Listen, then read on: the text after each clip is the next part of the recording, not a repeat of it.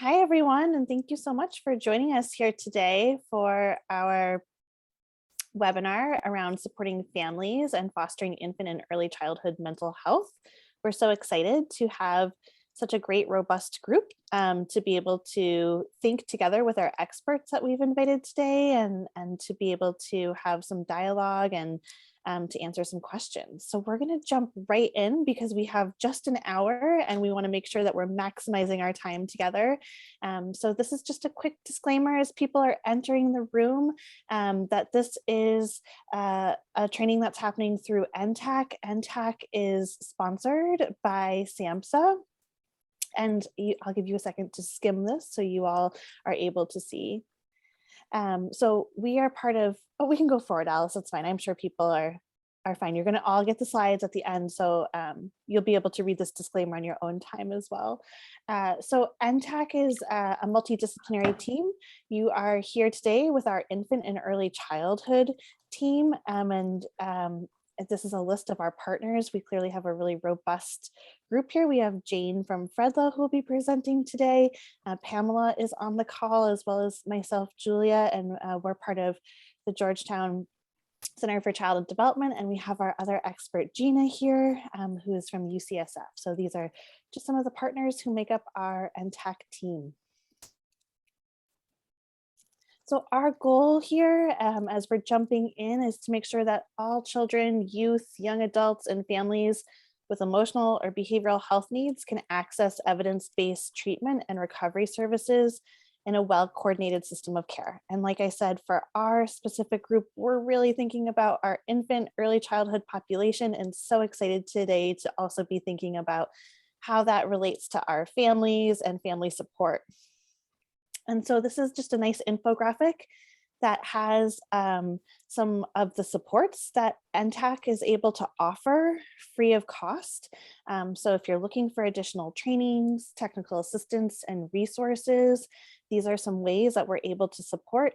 There's a link in here to be able to download our flyer as well as to request no cost support.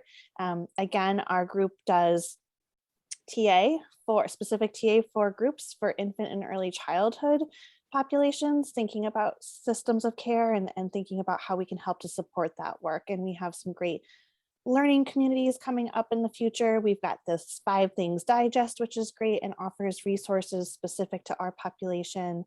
And we have some webinars coming up in the future as well. So without further ado, I'd love to introduce Gina Sampson from University of San Francisco Child Trauma Research Project, and Jane Walker, who will be our host today, who will be our experts and help to guide us through a great conversation. So Gina, I'll toss it over to you and let you introduce yourself. Thanks, Julia. Well, hello, everyone, and welcome. Like Julia said, my name is Gina Sampson, and I'm really so honored to be here with you all today to speak about this topic that is truly so near and dear to my heart. My whole life, I've been in awe of babies and young children, and it wasn't really until I began to focus on infant and early childhood mental health that I truly learned how much our littlest members of society really need us bigger members of society to be on their team and to be rooting for them. And I know how stretched we all are, especially going in our 3rd year of this pandemic and all of the other stressors going on. And so I really just want to thank each and every one of you for dedicating your time to be here with us today. It's really an honor to be here with you. Next slide, Alice. So today we'll be talking about infant and early childhood mental health. We'll be providing a definition for you because a lot of people are like, what really is early childhood mental health? We'll be talking about the scope of the issue and the prevalence of the issue. We'll also be talking about the intersection of social determinants and trauma. Not to spoil the ending, but we'll be talking about prioritizing caregiver and child relationships because that really is where the magic happens. And we'll be learning some strategies that anyone can do to support infant and early childhood mental health. Next slide. So, what is infant early childhood mental health? This definition is from 0 to 3, and I'll just read it to you. Infant early childhood mental health, sometimes referred to as social and emotional health, is the developing capacity of the child from birth to 5 years of age to form close and secure adult and peer relationships, to experience, manage, and express a full range of emotions, and to explore the environment and learn, all in the context of family, community, and culture. Now, a key point of this definition is this last line, and that's why I love this definition so much. And that's that it includes the context of family, community, and culture. And this context really refers to hearing and seeing what a family is bringing to you, who their people are, where does the family turn to for support. Those are so important when we're thinking about infant and early childhood mental health. And culture is a huge piece of this. We all carry intergenerational wisdom and ways of protecting ourselves. And truly, our ancestors survived because of those things. And so we really need to honor that when we're thinking about how to help families. Next slide. So some of you might be thinking to yourselves, okay, I get it. There's this thing, infant early childhood mental health, but do we really need to worry about the mental health of babies? And in my work with families and young children, one of the phrases that I hear the most is, they're so little, they probably won't remember, or they're just a baby, they'll outgrow it. The truth is, our youngest children really have the least resources to protect them from adverse experiences and trauma. And at the same time, they're really most at risk for exposure to a lot of these adverse events and violence. And they're completely dependent on their caregivers for protection, for safety, for security. And this is because their nervous systems really aren't fully established yet to protect them and to buffer them from scary or overwhelming things. And they really need us adults to help them feel safe. Next slide. Next slide, Alice. Oh, sorry. I think you went there. Go back one. So the answer is yes. And you probably guessed that when I asked the question. But 1 in 6 children aged 2 to 8 years old has a mental, behavioral, or developmental disorder. These numbers are quite high. The youngest children are also the most vulnerable to maltreatment. So when we're looking at statistics of children who have been abused or who have experienced violence, our youngest children are the most vulnerable. We also know that 1 in 5 children in poverty has a diagnosable mental health disorder. And we'll talk a little bit more about the number of young children who are in poverty right now a little bit later. And a growing body of research, including research being done at the Child Trauma Research Program where I work, is showing that infants, even in their first year of life, experience post-traumatic stress disorder symptoms. So we know that infants and young children are capable of experiencing depression, anxiety, and many other mental health disorders, and that many developmental disabilities begin in infancy and early childhood, and sometimes even in pregnancy, even earlier. Next slide. So this quote I love, and Alicia Lieberman is the director of the program that I work for, and she created child-parent psychotherapy, which is a type of intervention for children who've experienced trauma.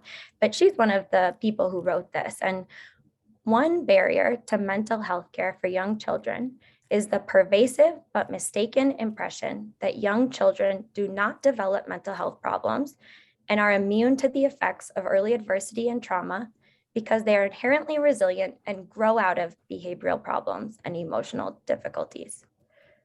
So again, this misconception that little children are so young that they probably don't experience negative emotions or that they won't remember difficult things is extremely problematic.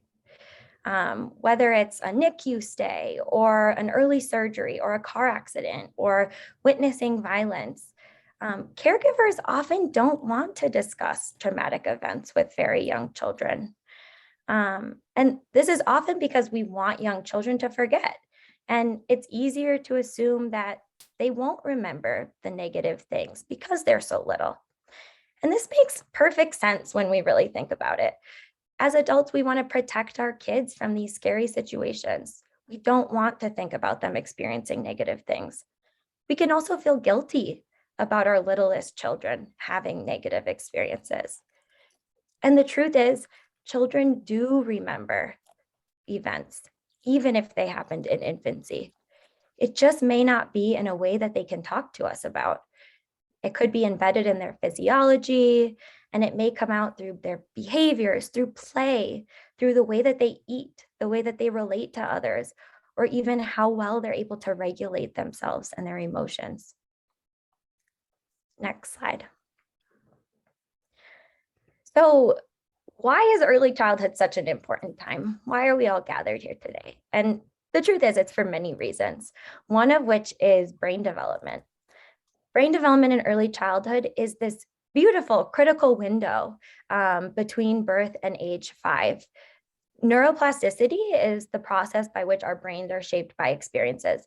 And there are 2 types of neuroplasticity that are occurring in early childhood. And this is synaptic plasticity, which is the strength between the connections of brain cells. And then there's cellular plasticity. And I don't mean to get too sciencey on you, but the cellular plasticity is the number of connections between the brain cells. And 0 to 5 is this unique time of development where both types are taking place, where the connections are getting stronger and they're growing in number. And so from birth to age 5, a child's brain develops more than at any other time in life. So early brain development is so important, and it has a lasting impact on a child's ability to learn, to succeed in school, to succeed in life. And research shows that mental health issues, trauma, and other problems early on really can impact brain structures and how the brain is developing. Next slide. So what can impact a child's development? And I'd like us to look at a biopsychosocial approach here. So we're thinking about biology, psychology, sociology, and that includes some environmental factors as well. And it's important to note this list is not exhaustive at all. There are so many variables that can impact a child's development. But when we're thinking about biology, some examples are premature birth or other birth complications, exposure to substances in utero, such as fetal alcohol syndrome, genetic or chromosomal conditions, maternal health during pregnancy, which includes access to food and other resources that someone needs when they're pregnant. Some psychosocial factors are the caregiver's mental health, how they're functioning, caregiver education, trauma, which we'll talk a lot more about, access to resources, even cognitive stimulation, such as appropriate age toys, those kinds of things for children, even a caregiver and child's temperament, personality, or disposition. And there are also environmental factors such as exposure to lead or other toxins. If you're looking at this temperament and thinking, how could a temperament impact a child's development? I'd like us to just imagine a caregiver who is very sensitive and gets overwhelmed really, really easily. And then an infant who cries constantly and maybe has colic.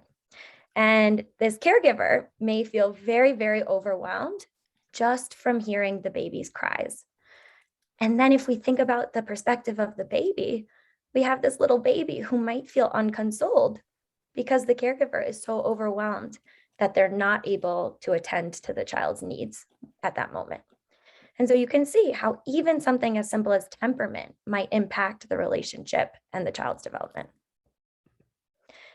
So trauma, let's talk a little bit about trauma. And that really is the Child Trauma Research Program's main focus. And so that's kind of my bread and butter. And so we'll talk a little bit about that. But it's also important because when we're thinking about early childhood, the reality is that we need to talk about how prevalent trauma is in this age group, even though it's not always considered. So before we talk about trauma, let's define it. What is trauma? So trauma occurs when frightening events or situations overwhelm a person's ability to cope or deal with what has happened. In early childhood and truly at all stages of life, wounding and healing often happens in the context of relationships. And that's often the saddest part about trauma, is that it creates an inability for the caregiver and the child to connect, or for the child to trust that the caregiver can protect them. And so, what is this prevalence in early childhood? I keep talking about how prevalent it is, but what are some of these numbers? So, 79.8% of children who died from abuse or neglect were under 4 years old. That's a huge percentage of the children who were killed from abuse or neglect. Nationally, 28.1% of maltreatment victims are in the age range of birth through 2 years old, and victims younger than 1 year old are 14.9% of all victims. These are our littlest babies, and they're really being harmed by maltreatment when you look at these numbers. And more generally, over 3 million children witness violence in the home each year. And younger children are at home more often because they're not at school like older kids are. They don't have as many activities. And so they're more likely to be exposed to this type of violence in the home. Next slide. When we think about trauma, we often think about the experiences that are listed on the top part of this image, so around the leaves on this tree. We think about things like abuse, neglect, maybe a divorce or mental illness of a caregiver, homelessness, going to jail, those kinds of things. So this slide refers to the ACEs study, or the Adverse Childhood Experiences study. And this original study was conducted to examine the impact of these top experiences, the ones around the leaves of the tree, and the impact that it had on children who experienced these things and what it led to later in life. So this study showed that exposure to any of these negative experiences lead to difficulties later in life. And what was most powerful about this study is that it showed the connection between adverse experiences and negative health outcomes in childhood and beyond. But what I'd really like us to take a look at in this image is the bottom part, the roots of the tree. And if we're looking at the roots, we can read some of these: poverty, discrimination, community disruption, lack of opportunity, poor housing, violence, community violence. These adverse community experiences or environments, also have a huge impact on children and families. And these pervasive sociocultural factors, such as racism or oppression, are traumas that are experienced chronically throughout an individual's whole life. And so when we're talking about these, you might think, oh, we're talking about some kids, just a handful. But the truth is we're not just talking about a handful of young children who are experiencing these. For example, in 2016, 21% of children under age 6 were living in poverty. So that's over 1 in 5 young children who were experiencing one of these adverse community environments. And we know from this study and many others that exposure to any of these ACEs, or adverse childhood experiences, or adverse community environments in early childhood are a risk factor of academic problems, behavior problems in kindergarten and later on in school, and also of health problems later on in life. So when we're thinking about young children, it's extremely important to consider typical development, because not all children have experienced trauma, and children are on their own developmental trajectory. So if we're looking at this image on the left, we have typical developmental fears. These are fears that all children develop and attempt to master within that age range. And again, this is not only about children who've experienced trauma. This is all kids. So when they're 8 to 24 months, they're really trying to master fear of separation. How far away can I be from my parent without feeling scared? How close can I be without feeling, too close?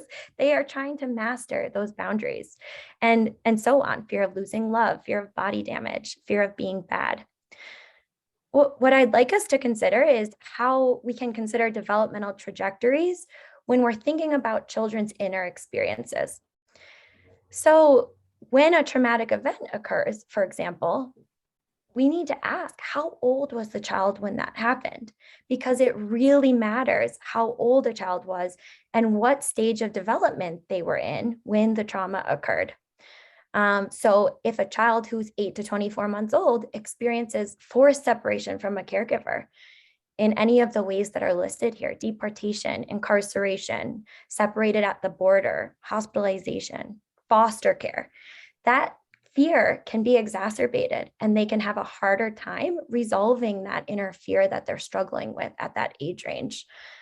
I think we have time for a quick example that I wanted to highlight. So as you know, I work with young children and families who've experienced trauma.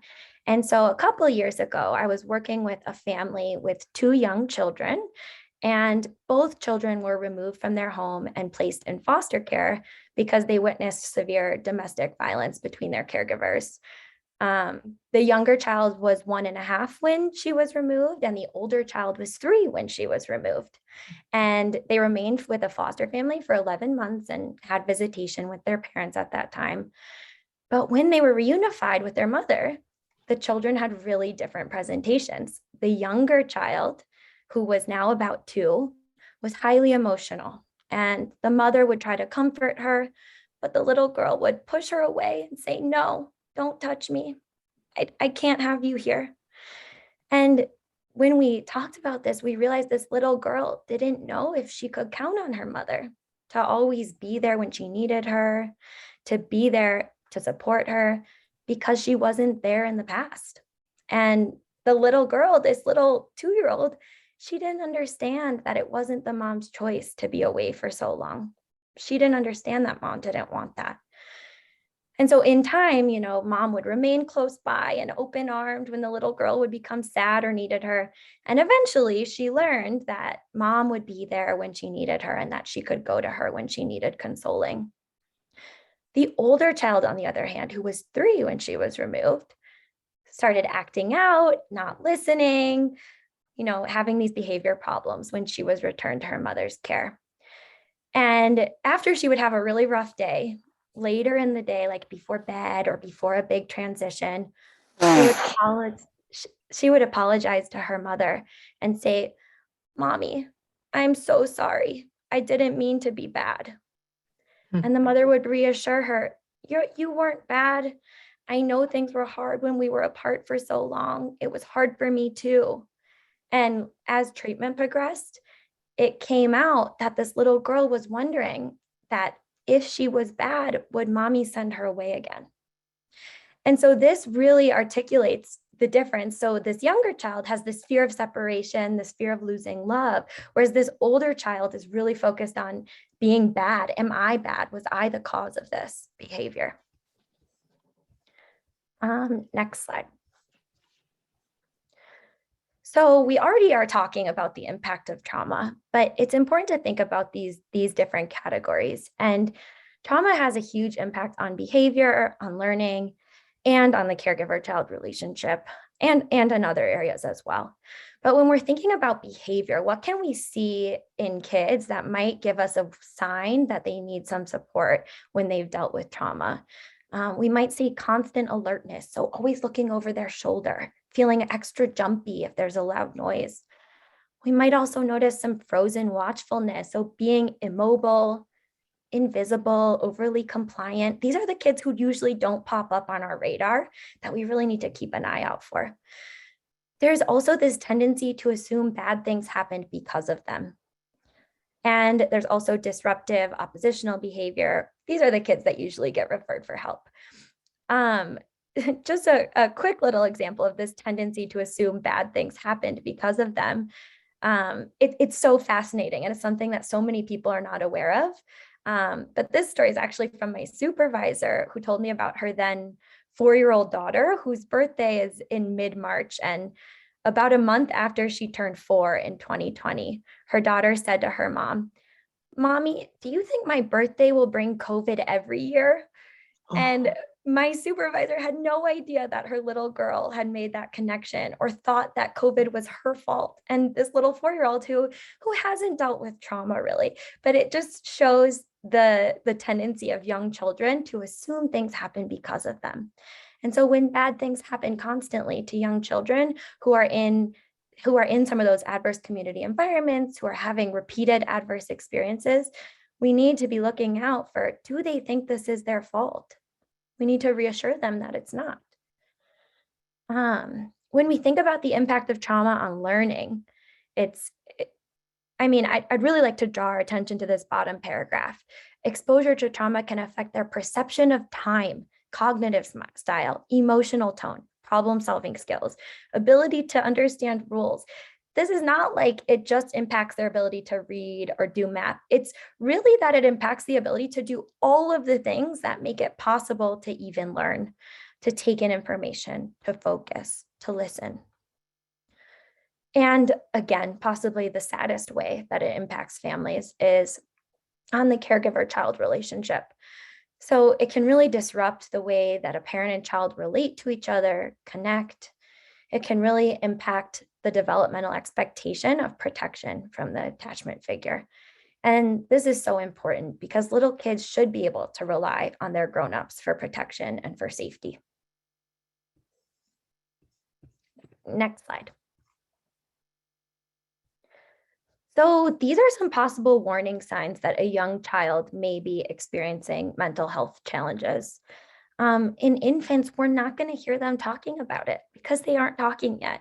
So we'll see poor sleep patterns, difficulties with feeding, lots of crying, restlessness, gastric disturbance, anxiety and tension. And you'll notice that in their muscles, in their body at times, the way that when you pick them up, they remain stiff rather than kind of falling into your arms. Distress and fear. So if you hear a loud noise and the child doesn't just look out of curiosity, but they recoil in fear. Lack of weight gain or failure to thrive, failure to meet developmental milestones, which is super important, and pediatricians can help kind of mark those with you. In young children who are a little bit older than infancy, you often see behavioral changes such as acting out, or on the other hand, withdrawing and not communicating with others.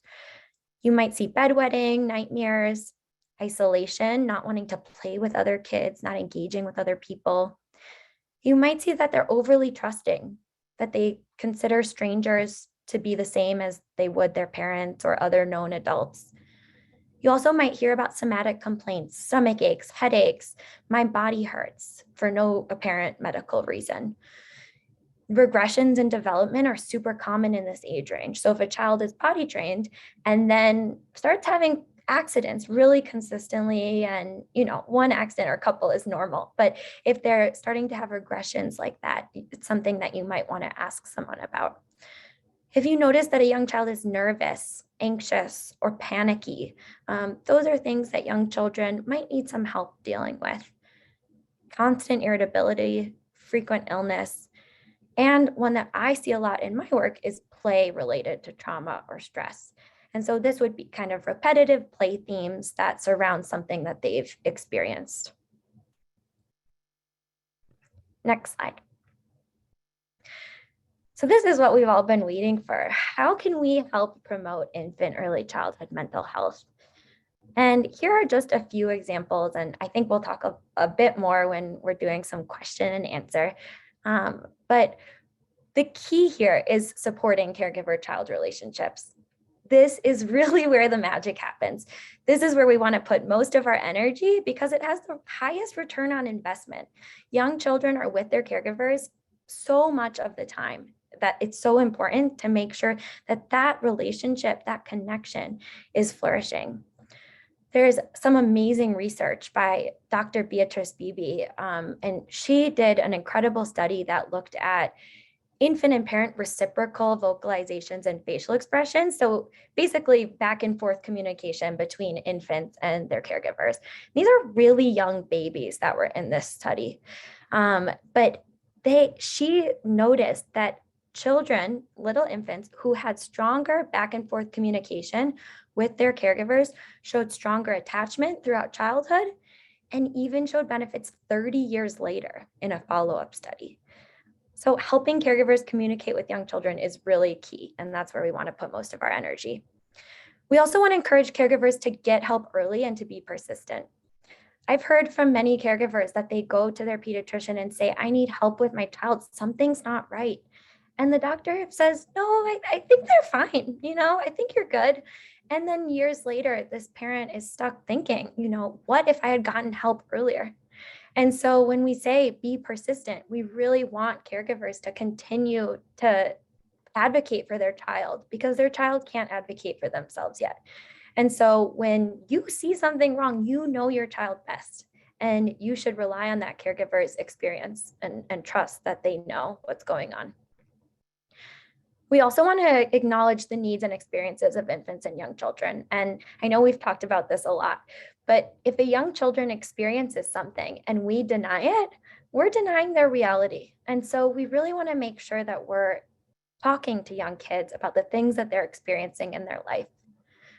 We also want to utilize intergenerational healing and ancestral wisdom. These forces are so powerful. This love of families, this passing down of healing, of traditions is so important, and we want to raise that up rather than push it down.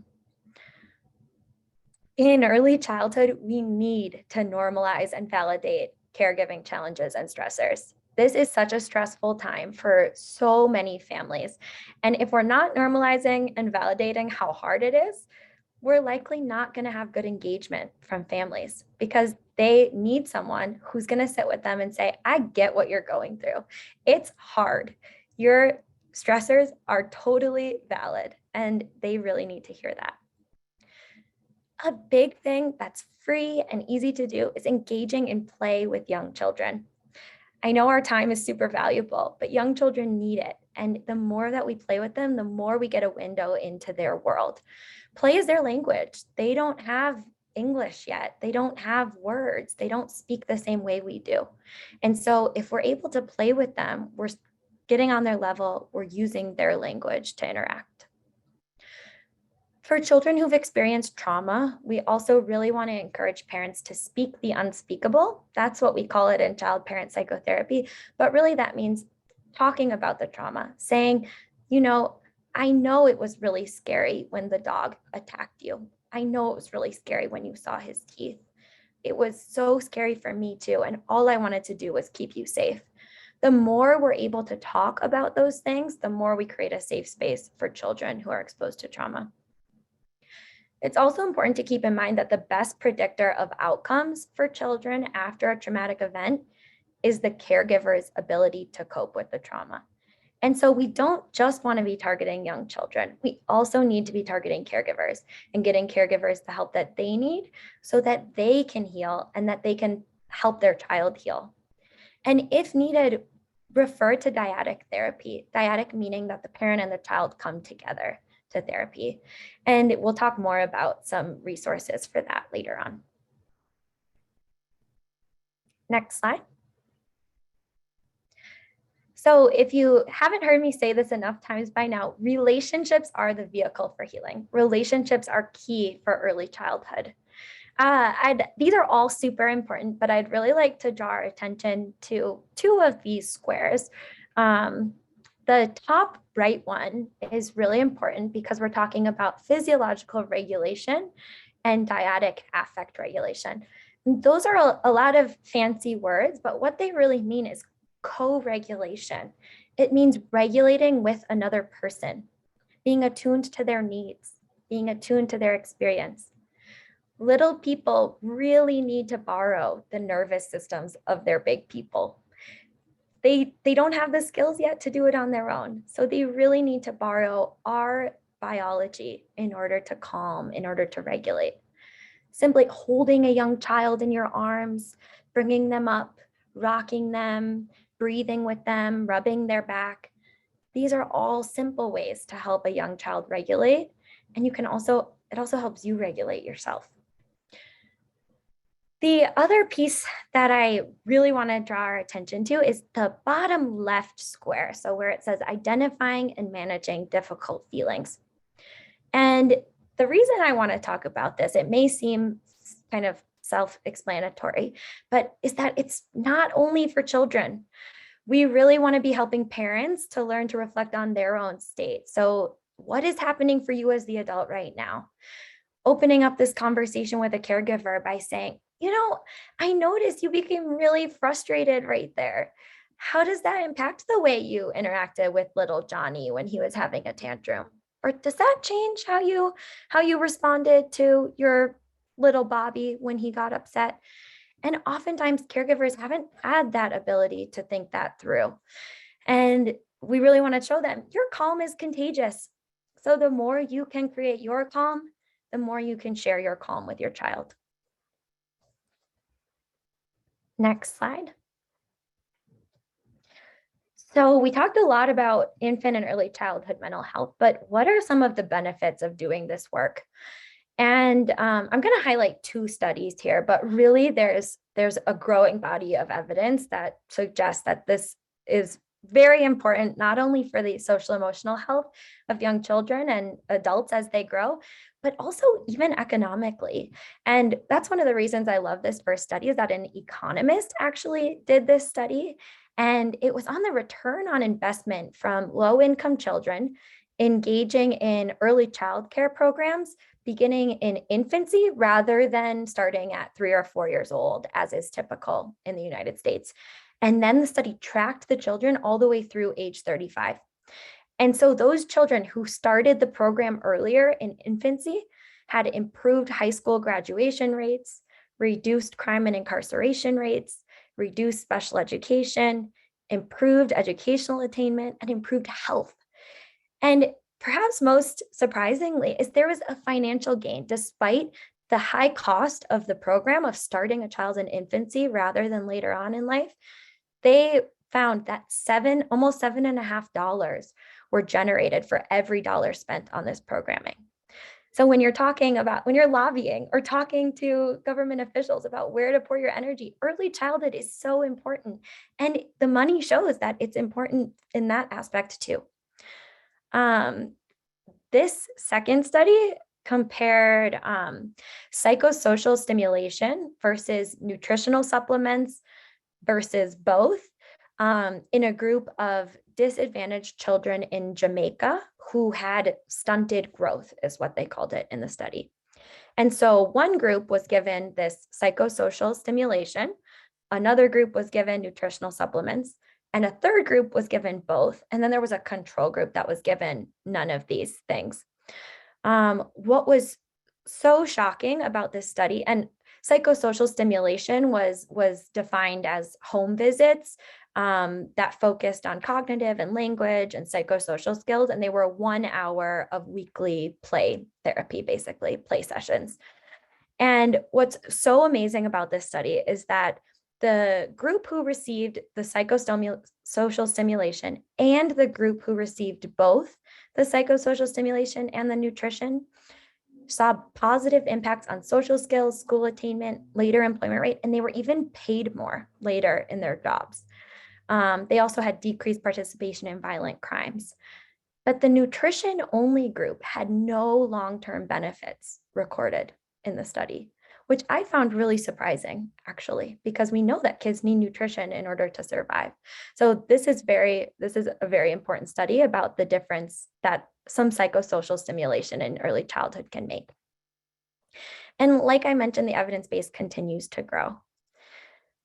So these are just some reasons that we want to continue to support infant and early childhood mental health. And that is the slides that I have for you today to kick off our conversation. Thank you so much, Gina. We had a quick question about the first study from the last slide around what type of programming. Was it infant early childhood mental health specific, or was it more early child education and care for infants? It was early education and childcare. And so they just created a group of children, or they've had a group of children who went earlier to something like Head Start, like an early child care program like that. Gina, that was fantastic in terms of giving us very, very comprehensive view of early childhood mental health, what it actually means, and the many ramifications of not having identification and treatment of early childhood mental health. So just for the audience, my name is Jane Walker. I am with an organization called FREDLA, the Family Run Executive Director Leadership Association. We are a partner with NTAC, and we work with family organizations across the country who work with families who have children with mental health needs.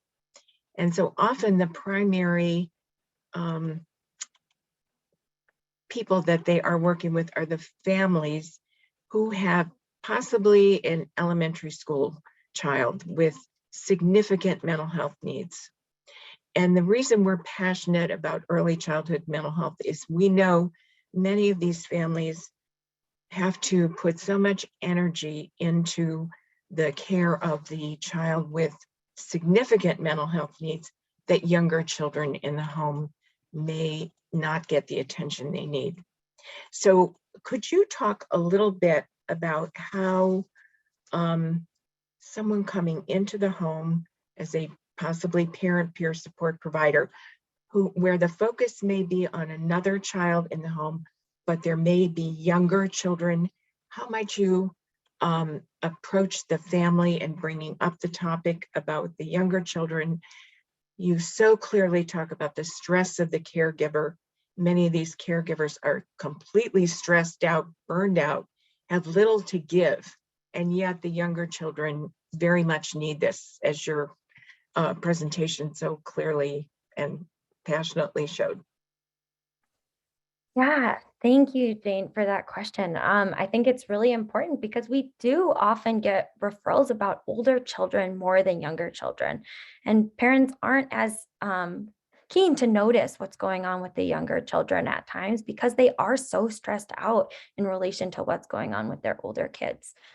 So I think the first thing we can do is bring attention to the younger child. And we really want to do this in a non-burdensome way. We don't want to add another thing to this parent's plate in a way that stresses them out. So simply by smiling and making connections with the younger child, that can just help promote attention to their needs.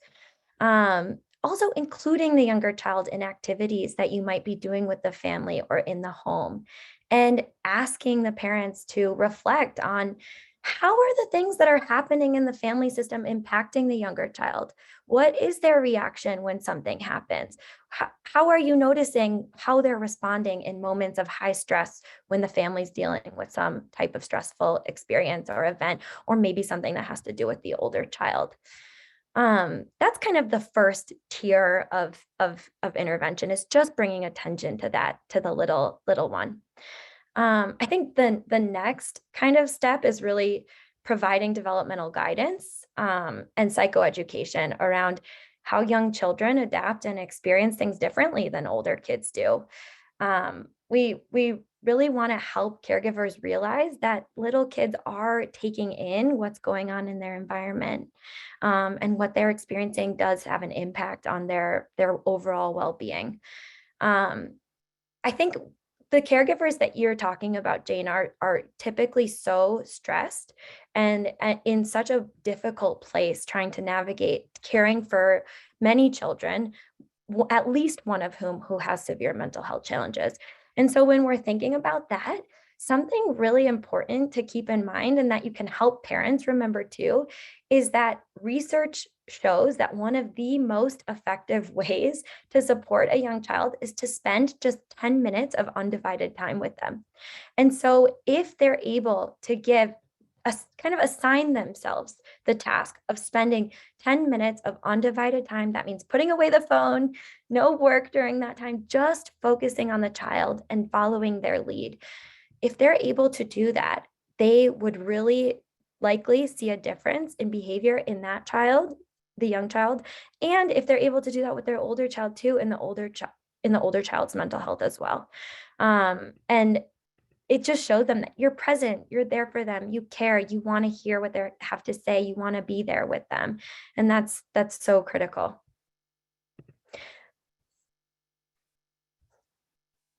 I think you're muted, Jane.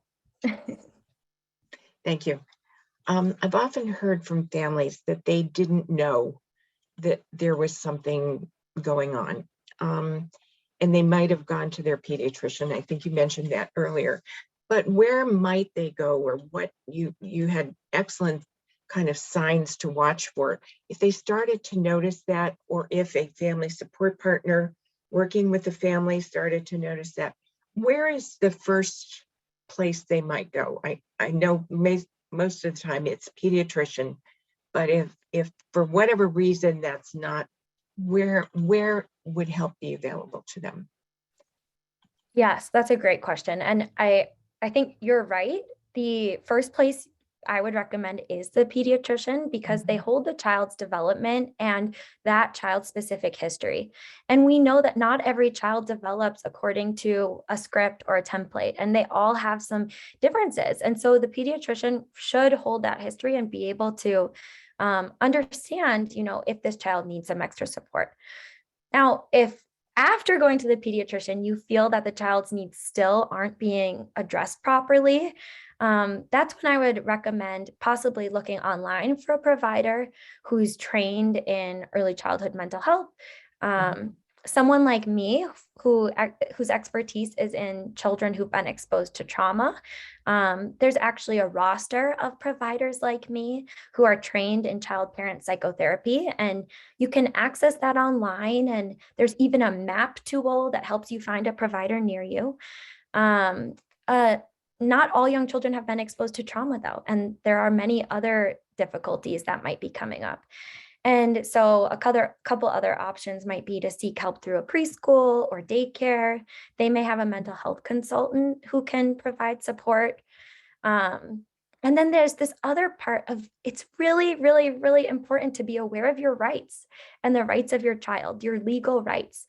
And infants and toddlers with disabilities are actually protected under the Individuals with Disabilities Education Act, so IDEA, which also protects older children and entitles kids to things like special education services. Younger children who are eligible are actually entitled to care as well. And so there are several different categories of eligibility, one being, do they have a developmental delay in specific areas? Do they have a known condition associated with a developmental disability, such as Down syndrome, fetal alcohol syndrome, cerebral palsy? And then the third way that a child can be eligible is if they're determined, quote unquote, at risk. And the problem with at risk for a developmental disability is that that definition is up to the state's discretion. And so different states have different definitions of what that means. But sometimes it could be something like parental substance abuse or parental illness, physical or mental, low birth weight. So things like that can really help a child get access to care. And if they are eligible, there are usually regional centers or other types of centers that can provide care to young children, assessments and care. So someone just put in the chat box, can you address, let's see, what was it? The capacity of infant early childhood mental health workforce across the country? I think that's a huge issue. People being trained in this area. Yes, thank you for that question. And you're right, Astrid, that is a huge, it is a huge problem.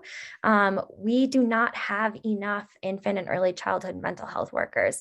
Even in Head Start programs across the nation, they are having trouble referring children to therapists because particularly in more rural areas, there aren't enough mental health clinicians.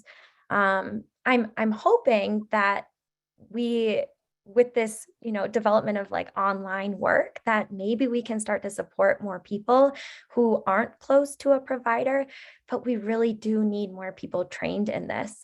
A lot of people don't even know that this is such a big prevalent issue.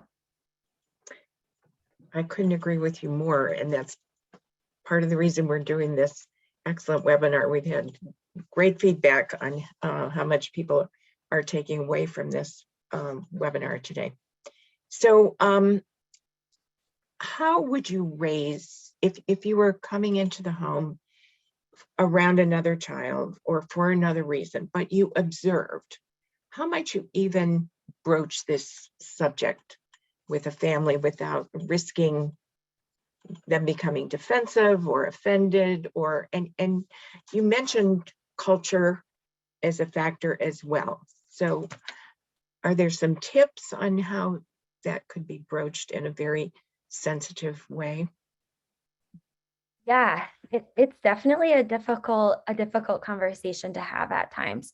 But I think the key here is when we begin addressing some of these issues, we really want to start first with asking the caregiver how they think about their child and if they have any concerns about their child. Because oftentimes caregivers are more aware of the difficulties than we might think. And we always want to make sure we're hearing them out before giving our opinion, especially if it's not asked for or solicited. And so that's the first step, I think. And oftentimes I think we'll get an answer that will open up the conversation a bit more. Now, sometimes we might be in the position where the parent or caregiver does not seem to have really any awareness of the child's difficulties. And I think in that situation, we want to start to help build awareness.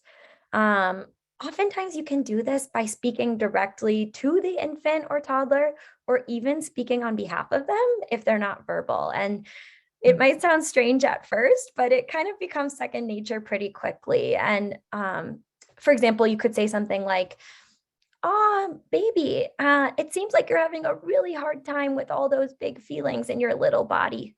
I wonder if you need some help figuring out how to calm down." Something like that, where we're really talking to the child, but we're saying it so that the caregiver can hear us, right? Another example of like how we might want to talk directly for a baby, which can be a little bit trickier, is we might want to say like, if we notice a baby is crying and we think they might be hungry because we've been there for a while and the caregiver hasn't fed them, we can say, "Wow, mommy, I'm hungry," something like that. And it might feel strange at first. But if you notice a baby sitting really far away and the rest of the family is with you and they seem agitated or upset, you could say something like, "Daddy, I need to be held close to you because I feel too far away right now." Little things like that, speaking for the child, help the caregiver really hold the child in mind. And what all of these things are doing is really promoting reflective capacity in caregivers, meaning it's helping the caregivers think about what an infant or young child is really thinking, feeling, experiencing. And the more attuned a caregiver is to the child's experience, the more likely they'll be able to seek help when they need it.